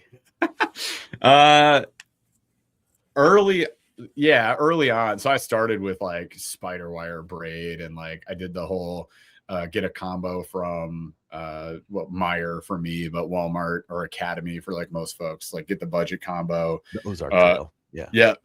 I actually picked up a bunch of combos on Facebook Marketplace early on, and I was just like, all right, who's selling gear for $100? And I was like, I have $100 to burn. Let's do that, right? So yeah, definitely early on. And then I purchased my first like big boy kayak, the Hobie Pro Angler 12-foot, on a loan. So I don't know, like a plastic boat on a loan. That's one way to do it. I also bought my first John boat for $1 from a great uncle of mine, which was great. It was just like a hand-me-down to sign the title over. He was like, I'm putting it in for $1. So I had that, right? So I definitely functioned very low budget in the beginning, and then pushed myself with that Pro Angler. I got that around the time the channel started. So like first year of videos, you'll see the dune colored, that like sand colored Hobie. That's what I'm fishing out of. That I was like, I bought it because I was like, if I put this on a loan and then I start monetizing the channel, which it got monetized relatively close to then, this will pay for itself over time. So it's a business expense. I had owned a business. I owned a gym for 6 years. So like I owned that business, and during that time learned about good debt, bad debt. And I was like, this is good debt because it fuels the channel. I get to do more things. I get to talk about this kayak. That kayak floated the channel for so long because all those early Hobie videos of like just building it out, adding, the micro pole and like doing all this other, I was like, cool, look at this stuff that I got on my Hobie.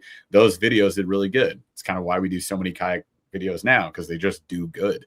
But that definitely floated the early monetization of the channel and helped us like grow from there. So started broke with that. And then we are just blessed with what we have now. And it's funny, some people get mad about it. And like, I hear you. It is frustrating to watch somebody just get stuff, but like we earned our way here. I don't feel bad. You could be like, you guys just get stuff because you like blah, blah, blah. And like, I don't care. I worked my ass off to get the stuff that I get. This is my job. So like, I'm not going to feel bad about it at all, ever. But yeah, like now we get to try everything, and it's really freaking cool. Yeah. But it takes a long time. It took forever. We used to call brands and they'd be like, don't ever talk to me again. Like the first couple of years, they would just ignore us. They'd be like, come back when you're somebody. And like, exactly. Come and back like, when you're human. yeah. They'll like throw you advice and they say, carry on, kid. I'm not sending you anything. So we just kind of earned our way here. And now I can call up a brand and they'll send me whatever, like we're getting kayaks, we're getting motors, like when we bought our Garmin units, we got them through a wholesale program through a buddy of ours, 40% off. And the only way that we got into it was the 10-inch UHDs, the 106 SV 106 SV UHD 2. It's a long friggin' name, whatever. The 10-inch screen. Yeah. Yes. The 10-inch EcoMap. Yeah. $2,000 unit, forward facing sonars, another $2,000 on top of that. We did that. That was another in-depth moment, but we were like, we're gonna do this, it's gonna fuel the channel, we'll do some different content, and it did good, right? Like it helped out, so it was totally worth it for us. But yeah, it definitely has transformed over the years, but I have had the debts. Well, like you said, good debt, bad debt. Some's in debt, some's investment. I get it. All right, so what's your biggest struggle in life right now? My biggest struggle in life right now is finding balance with what I do on the channel. So family work balance is fine. It's now work balance. So it's just Paul and I have had a few talks about this. We're trying to figure it out because Paul got a promotion. So Paul's like super busy with corporate life, right? Which is, again, awesome. Yes, golf clap for that. Yeah, awesome. Very happy for him to have that. At the same time, we took on a lot more, added a second channel, added a second Instagram account. And I'm like, I need you more now than I did before, but it's not reasonable. Like I'm the one that's full-time, not him. So we just have to find that balance. And that's something logistically that we're working through at the moment. And you will definitely see more videos of me than us on AAA and OGN, just because I'm going to be the one that has time to film. And otherwise we would have to do what we've done the past 2-3 months. We film 4 videos in a day. Like it's like he comes over, there is 2 unboxings, an OGN review, and if the ice is gone now, it's like we did this last Saturday. We did 2 videos, then we did an on the water OGN video, and then we did an on the water reel comparison with the new Casking ALTI and the MG TI. So like 4 videos in a day. That's a heck ton of filming, you guys, just so you know. Dude. It's a nightmare and it's stressful because I want to get the video. I want it to be good.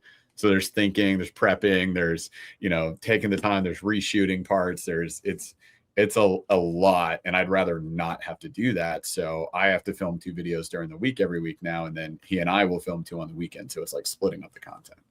But that has been the struggle. And I would say probably also just getting this website done is the other major piece.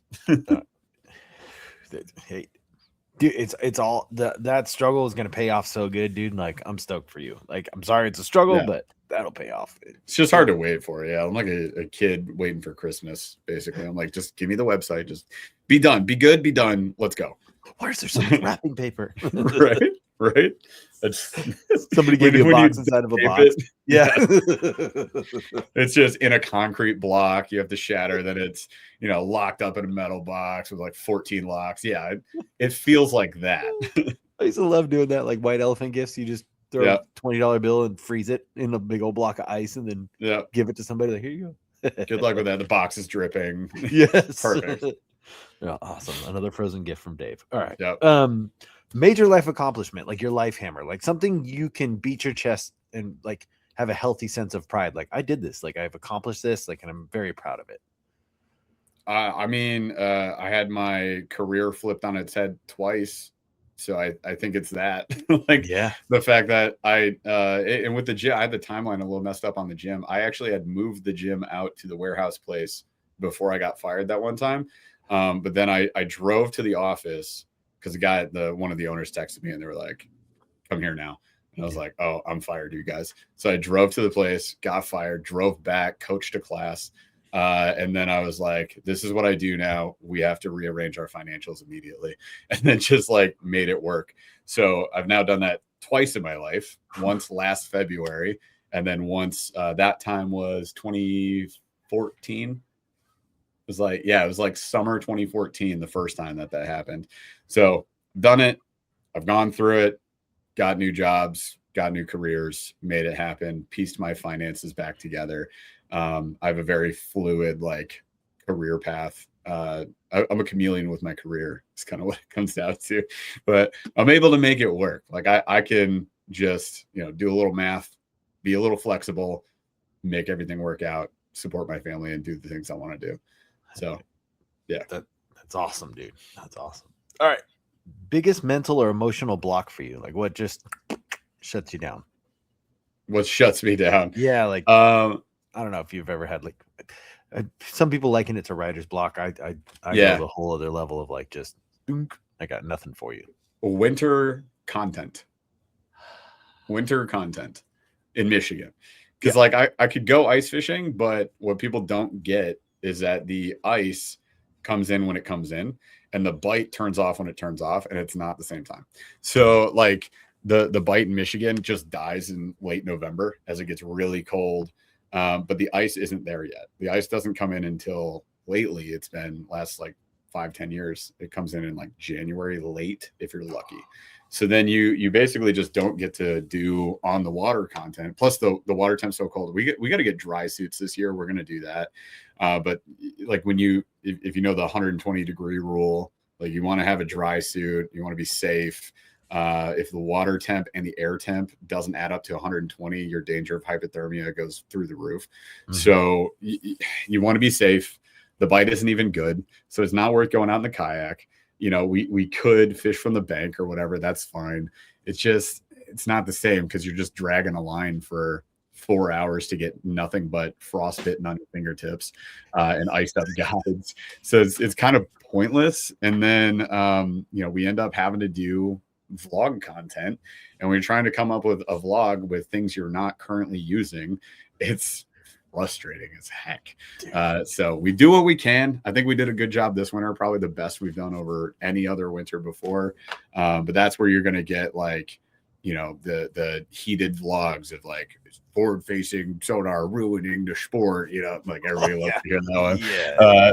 But you got to do what you got to do when there's nothing else. Like I got to do unboxings. I got to get gear in, and people are like, enough with these unboxings. I'm like, I'd love to be fishing right now, but I can't. And you guys won't watch the ice fishing content, so I'm not going to make it, So I love ice fishing, but nobody watches it. Yeah. I don't even want to go ice I'm on top of water with nothing under me. I'm not okay with it. Like it takes some getting used to.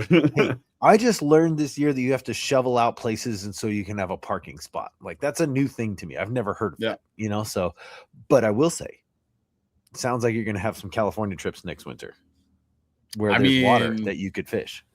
That would be great. I think that's a really good idea. And I would love to come there when it's way warmer than that one time we came there. Oh. That's all winter here, but they bite. Yeah. So it's okay. There's burners. Like we have a heater system now. So you're Heck good. Yeah, man. All right. Where does fishing fit into all this now? Like for you, like, because I know everything you do with fishing right now needs to like not necessarily turn a dime, but it needs to be productive. But do you ever just go, all right, no camera, no phone, I'm just gonna go like hook some bluegill on a worm real quick and just recenter myself? I wish I could more, but no, not really. I know Paul does because he has the cabin, so he goes up and he can fish for the weekend on Lake St. Clair, and that's awesome. I say cabin, cottage, whatever. I use those interchangeably. He gets mad. It's a cottage. Anyway, so he has that. And then, for me, though, I don't have that. Like I live on a lake. However, I basically just have to stare at it out these windows. Like I'm in an outdoor office right now. Yeah, you're in a cottage right now. Yes. This is my cottage. Yeah. So my cottage in my town. But yeah, the lake's right there. I could see it all day long. There's our boat launch is right there. I can see it all day long. It's only 200 yards away from me. And yet I don't have time between consulting, editing, running our Shopify store, running, all the parts of this business to just run down there and fish. Unfortunately, I'm hoping to change that. That's part of that balance that I struggle with. Is I'd love to be able to just run down there, test a couple lures, run back up, because it's not that far. Like I can get to this part of the lake, or I can drive all the way around to like where the good bank fishing spot is on the other side of the lake within 1 to 5 minutes, depending on which way I go. So I should probably just do that. So yeah, we'll have to figure that out. But unfortunately, no, if I'm out on the water, I feel like it has to be productive time, which means I have to do business things. So I'm going to test something, put a camera on. Also, you never know what's going to happen. So like, if I don't record, then I'm like, lost that shot. That sucks. Caught a 48-inch muskie on this BFS lure. Right. Nobody prove it. I can show a picture and that's it. Yeah. But yeah, the video, you could have B-roll you use for future videos. Maybe you test something. There's always something I could be doing.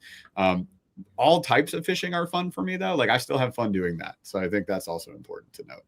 Yeah. As long as I'm casting a line, like I'm good. That's fine. Okay. 2 more questions and I'll let you go. I swear. I know you're super busy. So Word. Tell us one thing that no one knows about you, like a window into who you are. A window into who I am. I don't know. I mean, I already mentioned, like, we talked sports, we talked skateboarding, BMX, snowboarding too. I was huge into that. But something nobody knows about me. I listened to 70 books last year. I digest a crazy amount of fantasy book content, like Red Rising, probably one of my favorite books of all time. Or I just read The Devils by Joe Abercrombie. Highly recommended if anybody's into fantasy books. But it started with Lord of the Rings, was like the first big book series that I digested. But now I burn through them. So that is, if I'm working on a kayak, I'm listening to a book. I don't listen to music anymore. Even like I have Spotify Premium. I hardly ever use it unless my kids are in the car and I'm driving somewhere. I'm like, what do you guys want to listen to? I'll put that on. But if it's I'm not going to play my books for them because they're usually pretty violent. But yeah. If I'm working on the kayak though, working around the house, I'm doing that all day. Even if I'm answering emails, I'm probably listening to a book. That's awesome. That's hell yeah. All right. Okay. Last question. It's a 3-parter. What do you do for your health? Hydration, diet, and mental clarity. Ooh. So I'm a fitness, not only enthusiast, but I have a degree in exercise science. So I know a lot about this. I was also a personal trainer from 2010 to 2019. And owned that gym from 2014 to 2019. So like I did a lot of work with that. So for my health personally, I try to focus just on high protein. Firm believer, if you get enough protein, you probably balanced out everything else. I'm not super serious. I've done strict dieting in the past. I've done bodybuilder stuff. I've done figure stuff. I've trained people and given nutrition plans and had nutrition certifications and all that stuff. But at this point, pretty much like just be flexible. Have like a good relationship with food is really important to me. So like if you restrict everything, you end up going the opposite. You invert that and you start overeating those things when you get the chance. And you say, oh no, bad me, slap on the wrist, and then try to go back to your diet. And that's why most people fail when they do diets or nutrition plans. So I just want to be balanced. If you focus on getting 1 gram of protein per pound of body weight, relatively close to that. So maybe 0.8 grams to 1 gram of protein per pound of body weight. If you can do that, you're balancing everything else out, because it's hard to get that much protein from not good protein sources, right? So I would have to eat buckets and buckets of chicken nuggets to get that much protein out of a bad source, right? Yeah. And at that point, I'd be too full, so I would never achieve my grams of proteins that I need. I try to I'll drink protein shakes every day, especially right after my workout. Only supplement I use is creatine, because it's the only supplement that's actually researched and has proven data to show that it works. Really? Nothing else has ever been proven to work. Everything else is merely a suggestion. So all supplements that you see, other than, like simple things, hydration, you could say electrolytes. Like electrolytes obviously work because it's potassium and sodium, and that is what your body needs to maintain your water in your cells and your muscles, right? So if you don't want to be dehydrated, you can have that. Creatine is the only other supplement, and I guess you could say protein, which I don't consider a supplement because it's, protein is mandatory for life. But protein, creatine, electrolytes, nothing else is researched and approved by the FDA as like an effective solution. So everything else is a suggestion. And I've taken every supplement you can think of. So if you ever want to talk supplements, happy to do so. I know a lot about them. But yeah, nutrition wise, it's just like, 3 high protein meals, real food, snacks are high protein. So tuna packets, even canned chicken's like a super cheap, easy one. It's like OG easy protein. The macros are so good on a just chicken light in a can. But so you can do stuff like that. But I don't go too harsh. I'm not eating like chicken and broccoli and white rice for every meal. Like I balance it out pretty good with just, and like keep my kids trying new foods too. So we'll eat curry. We do Asian food, Mexican food, Indian food, like just kind of balance it out, but all homemade. For dinners, and then we prep our meals for the week. So all of my lunches are made ahead of time on Sunday. So I just microwave and eat it, and it's all balanced out. That's awesome. And then drink water all day. So like refill this 4 or 5 times. It's like 30 ounces. Yeah, there it is. I got lots of water. Like a white girl getting in her car. You got like 4 cups. I got a giant trash can. Like, yeah, dude. I get white girl wasted on water, dude. It's awesome. Yeah. No. Got my Stanley. Yeah. This is actually a Stanley. I am a white girl. Dang it. I can't afford that. I just get the cheap ones. My daughter destroys them anyways. I'm not going to go buy an expensive one. Oh, 100%. Dude, she fills them with rocks and you don't know, and you go to take a drink and you're just like better than bugs. It's just like full of worms. Yeah. Yeah, I had to keep my worms, Dad. Like, what do you want me to do? God. The only other thing I would say out of health that I think is important is you guys should check out Wild Side Strength. It's run by Jake Suvak. He has the same background as me. He's a strength and conditioning coach. So he's got the certifications. He's been doing it for years, but he makes some good programming, well balanced for anybody, no matter what level of fitness they're at, or even if you have a gym. So if you have nothing, no equipment, and you've never worked out before, you can do that, and you can progress to the point where you can use equipment or go join a gym and start adding weight to it. So we've been helping him out with his Fit to Fish challenge, which is a 90-day challenge that he ran. He'll probably do more of them. This one's coming up due in like a couple of weeks or a week. I think it's done pretty much next week, but he'll do another one for sure in the future. So I think that's a good way to go. But I do 5 days a week strength training. I've been doing that since I was 15 years old, and I will never stop. And I actually use another program that's just well balanced for me strength wise with like barbell training and all of that. And I like that one a lot, but I wanted to shout out Jake's program. I think that's a good place for people to start. Oh, it's legit. Now I looked into it. I just didn't have the 99 at the time. So it's like all good, man. Jumping in on this eventually. He'll do more. He'll do more for sure.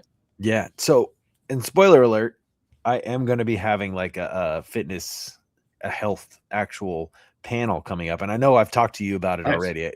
I talked to you when you were down here. We were eating Mexican food, and I was like, hey, would you be interested in doing this? I have a few people who are already interested. So I'm going to have a panel of anglers on here and people in the industry to encourage more fitness, more health. Like, what do you do on and off the water to keep in shape, to keep your mind right, to keep your body healthy? Like, so spoiler alert, Jeff's coming back on, and we're going to have a group, and it's going to be a group think fun thing. So I have lots of questions, and I know other people do too. So for sure. Jeff, you want to go ahead and shout yourself out real quick? Like shout all everything. Sure. So you can find us Aggressively Average Anglers anywhere that you look for it. Our handle is at AA Anglers, so triple anglers is what we typically call it. And then Outdoor Gear Nerds is the new channel. So Outdoor Gear Nerds on YouTube, and then we have an Instagram at Outdoor Gear Nerds that you guys can check out. Website dropping, I will say it, June. So that's got to be up and running. So stay tuned for that. OutdoorGearNerds.com. And then, yeah, I mean, other than that, you can see us on Kayak Adventure Series 2 here and there, and at the Classic, ICAST, anything else upcoming. So I think the next event is probably the Indiana Midwestivus for Kayak Adventure Series, and then we got ICAST in July coming up. Hell yeah, I'll see you there for sure. I won't see it in Indiana though. You know, I got to stick around here for a little bit. Fair enough. Fair enough. So the KAAS is on Wednesdays. The KAAS, yeah, it's every other Wednesday. So I think the next one is April, whatever next Wednesday is, April 1st. April Fool's Day. That's gonna be a fun one. Just sign on, be like psych, and just sign off. Sign off. Just close it out. Yeah. Just Drew's sitting there like, what? Yep. Oops, my bad. Yeah. So that's next week, and then it's like every 2 weeks from there. Okay. All right. Cool. Well, dude, thank you so much. Thanks for coming on here, dude. Like, I genuinely appreciate you cutting out some time for this. So, thanks for doing it. I'm gonna go ahead and throw you in the green room, and then I'm gonna sign off out of here and do all the dumb stuff that I do. So, sounds good. Thanks man. You heard it, guys. That is Jeff Burlingame, associated with the AAA or AAA anglers, however you want to call it. AA anglers. It's AAA anglers. Dude, Jeff, thank you for coming on, dude. I genuinely appreciate it. And dude, if you guys haven't learned anything from this one, like, you're deaf. So go back and give it a second listen, because Jeff dropped so many good nuggets, not only about himself, but about health, life, just like I said, success amongst adversity. Like, this man has tackled everything with style and grace. And I'm going to leave you with this little positive note. And there's no one face, and there's no babies for a few days. There's some banana trees, there's some trees, come out the door.